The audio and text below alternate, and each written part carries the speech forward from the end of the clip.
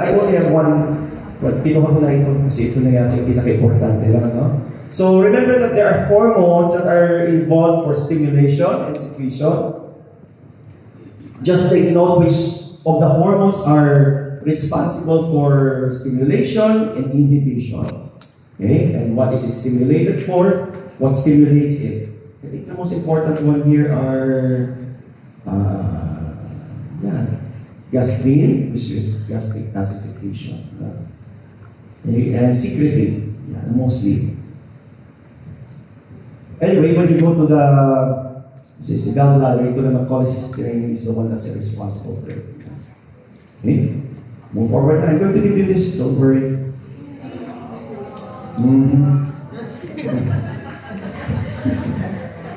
Yan naman ang gusto niya. Who among you here, mas gusto nila yung nag-lecture, or who among you here prefers na binabasa? Meron mga ganyan eh. I'm not. Oh. Mas gusto niya na may lecture, meron pang binabasa. Okay, fine. There are some kasi who would rather not listen, basahin ko na lang. So, okay, may mga ganyan. Okay, what about when it comes to the functional movements? We actually have two types of functional movements. Yung tinatawag na propulsive, which moves the food forward, food along the track, okay, which will produce digestion and absorption. And the other one is mixing. So, ayan, isa-isin pa naman. We have what we call the propulsive movements. So, it moves the food forward, okay, and to accommodate digestion and absorption. We call that peristalsis. And what happens here in peristalsis is there is a ring. Kaya napansin niyo parang longganisa yung intestines, di ba? Okay, there's a ring around the gut and then it moves it forward. It's the circular muscle. Okay, and then there are actually other organs also that have peristaltic characteristics, like bile glands, glandular ducts, ureters, and other smooth muscles. So this is what peristalsis looks like. Okay, so from the esophagus, stomach, and the small intestine, the point of contraction will be always in the proximal or distal. Oh, but before the food material. Before or after? Remember, it will always be before kasi it's the one that's going to contract para i-push niya. Kung ang food natin ay papunta dito dapat dito ang contraction. Diba? And always, the movement will always move that way. And that is always analward. Always remember the law of the gut. Hindi pwede dito ang contraction, otherwise, babalik yun to. Okay. Have you experienced that, no? Well, vomiting is different, no? Vomiting is controlled kasi by the irritation also of your vagus nerve in order to stimulate it para ilabas ninyo yung will increase the intrathoracic pressure for you to vomit. Okay, what is vomiting anyway? Vomiting. O sige, that's what is vomiting.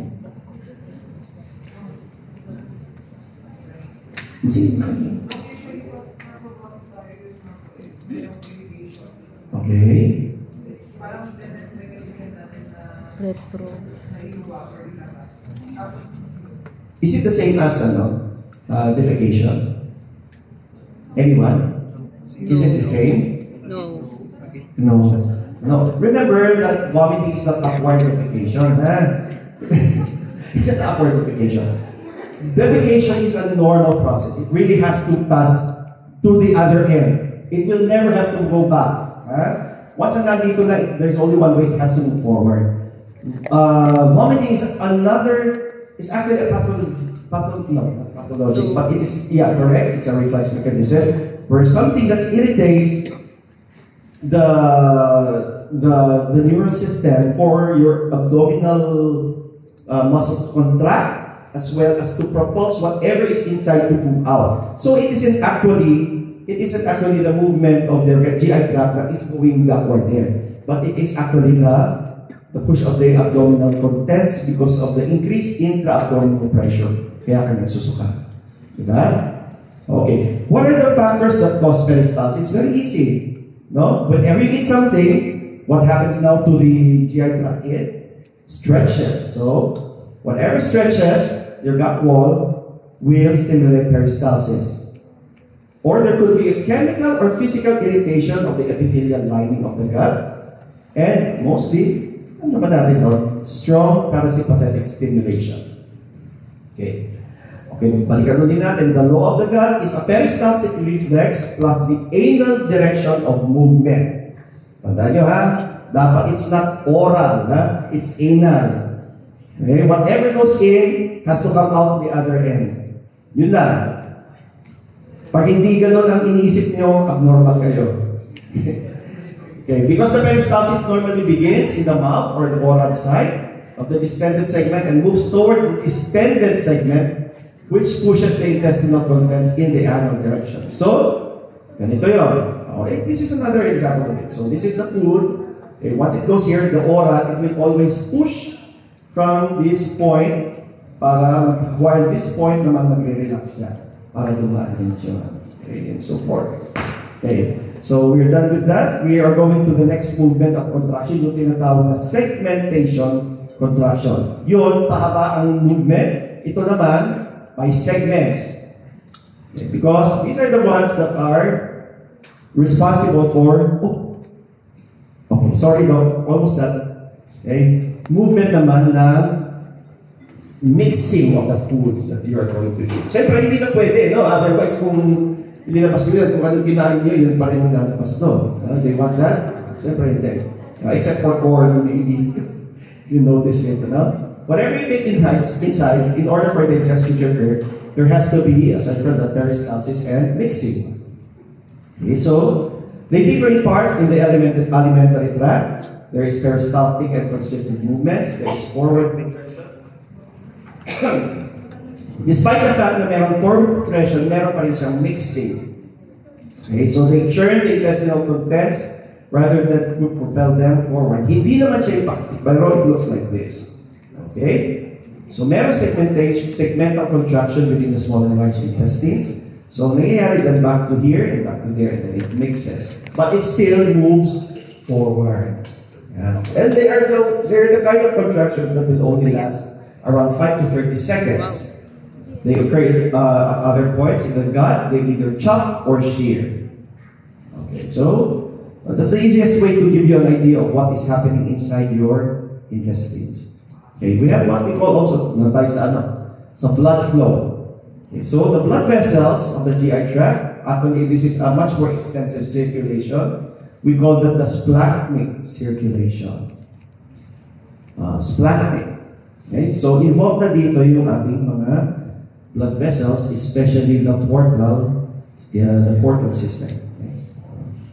So always remember, this is just an example of it, but let me give you a better view of it, okay? You don't need to memorize this, but what I would like you to know is to understand kung paano na-flow yung blood vessels within the gastrointestinal tract. So we have here from the GI tract, from the abdominal aorta, okay, they now branch into three: the celiac tract, the superior mesenteric artery, and the inferior mesenteric artery.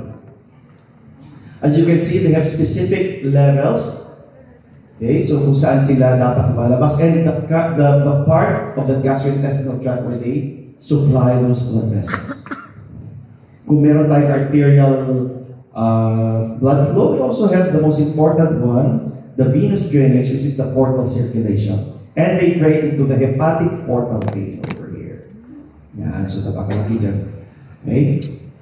It's the one that delivers all the nutrient-rich blood to the liver for processing. So may kinain kayo, masarap ng ulam, very nutritious.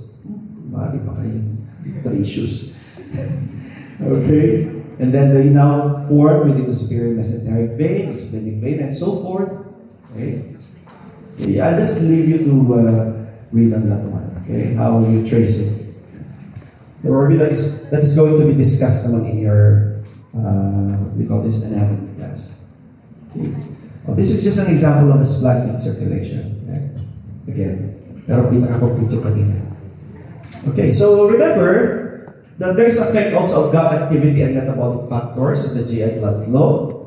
Okay, remember that during active absorption of the nutrients, the vitamins, minerals, and so forth, the blood flow in the villi and adjacent regions of the submucosa are increased as much as 8-fold. Every time na may pumapasok dyan, mas tumataas ngayon ang pag-increase ngayon ng absorption of the nutrients. And the blood flow in the muscle layers also increase the motor activity of the gut.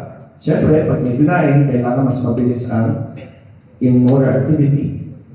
And those that are causing blood flow, that increases blood flow are the following: the peptide hormones, the kinins, and if there is a decrease in the oxygen concentration, that is one of the reasons kung bakit ini-increase ang blood flow doon sa GI tract natin. We have what we call a counter-current blood flow in the villi. And as you can see over here, the blood flow here, there's masyadong maliit kasi mga villi, and there is a very small complex network between the blood capillaries here within the villi of yung ating system, with the GI tract. And they flow in different directions opposite to each other, and they are very close to each other. So nakikita niyo over here. That's why, kung talagang kulang ang oxygen dito na dumadaloy, kung kulang, napakadali niyan mawalan ng function. Okay?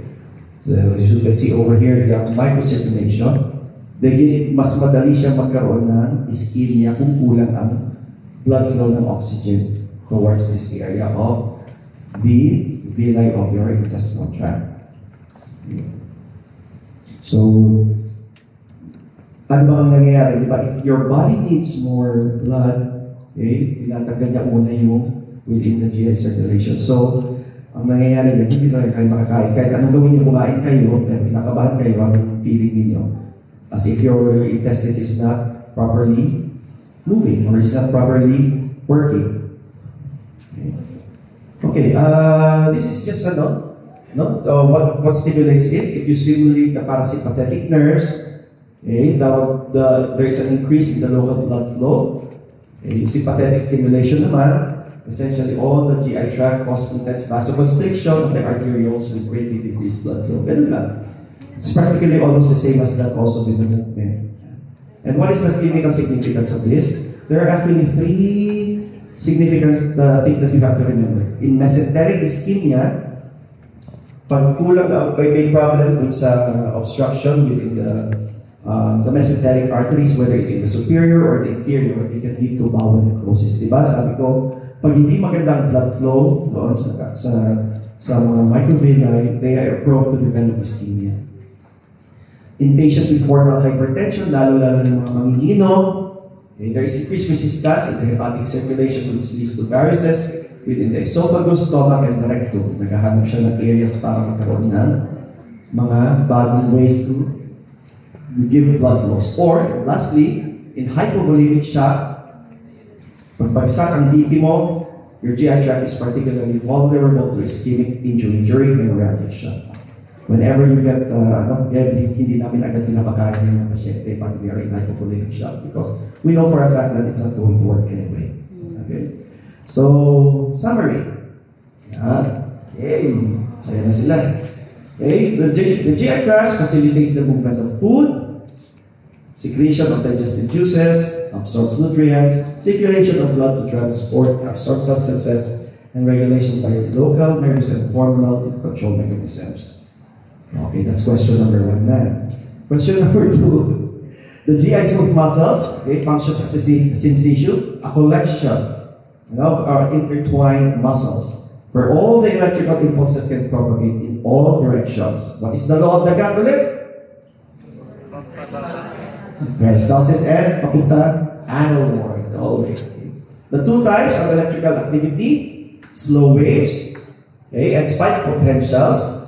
And what is the ion meaning of? That's number 4. In the quiz, sana, kung nagkaroon tayo ng quiz. Okay, we have the myenteric plexus and the Meissner plexus.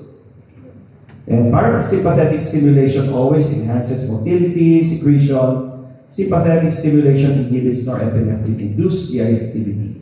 Some neurotransmitters, mostly acetylcholine, is excitatory, which is released by your parasympathetics, and norepinephrine is inhibitory. Okay, it means modulate GI function.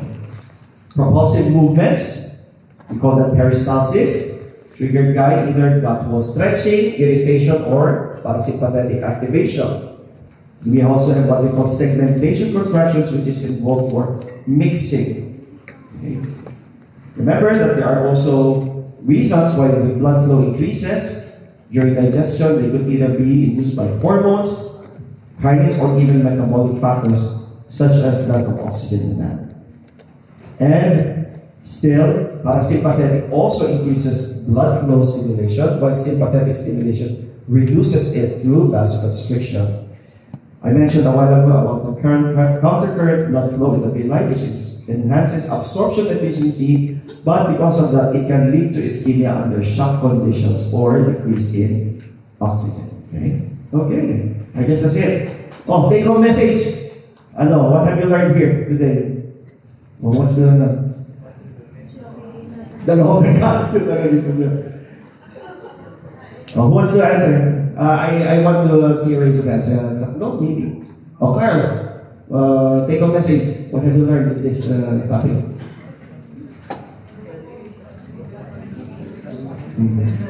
Sige na.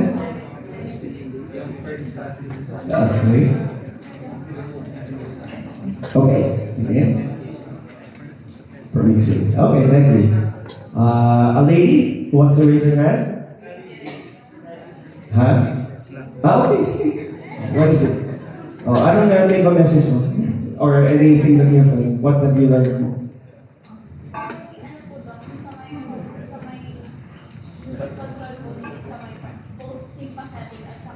I think it's one of the very important ones. What about it?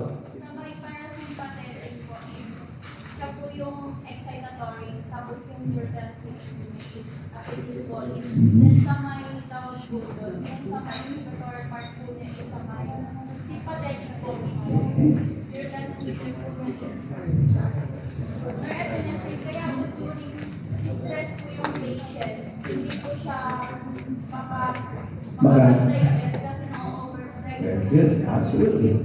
Okay, thank you very much, class. Okay, so ganun na kadali yun, ha? Okay, so we will have to 11 up naman natin. Now that you know what happens in the gut, Dr. J. Balvar is already here to give his next lecture. Okay, Doc? I'm done. You want to have a minute break?